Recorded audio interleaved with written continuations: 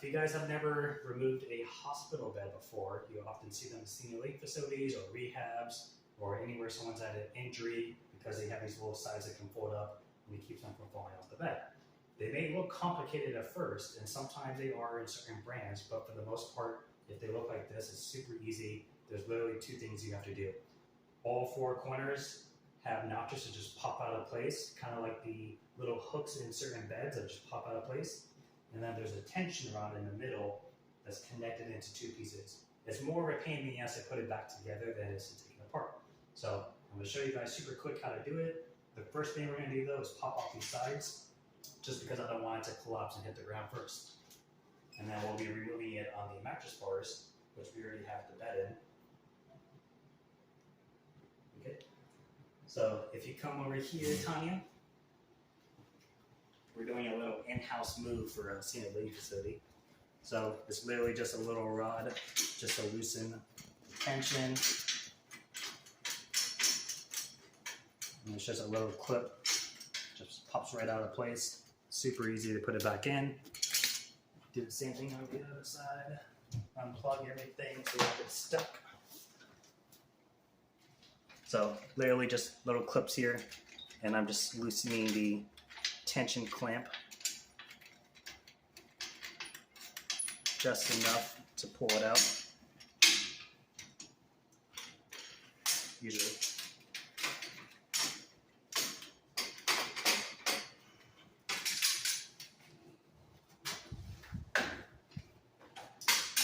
And then we're going to start by popping the sides off.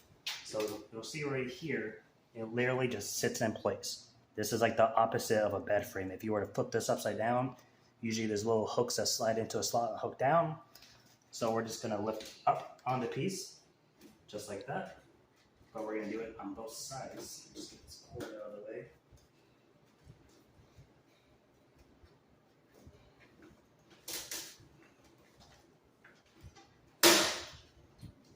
That's one. And then hold on to the piece when you take the other one off so it doesn't just collapse. The tension rod already came out in the middle here.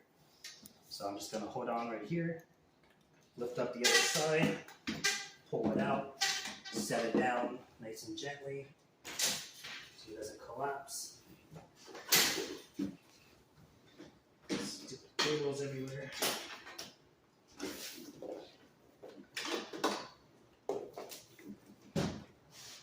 And then that's one side. And you can usually tell which one is the front and the back. I'll show you that in a second. But we're going to do the same thing on the other side. One pops out, second one pops out.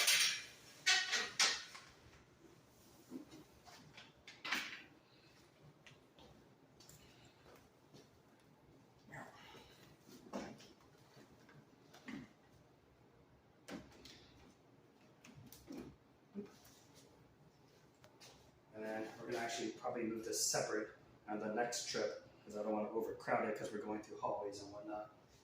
But you'll see down here, there's a tension rod. This will just pop right out of place. It's just a little hook on the edge there that just goes right into the piece and just turns sideways. So super easy to deal with. It's just kind of tricky balancing it to get it back in. Otherwise, not a difficult scenario whatsoever. Now, if you don't have mattress bars, obviously you have to carry all this stuff, but if you do, it's a lot easier because you can move multiple pieces at once. So we'll put the sides in.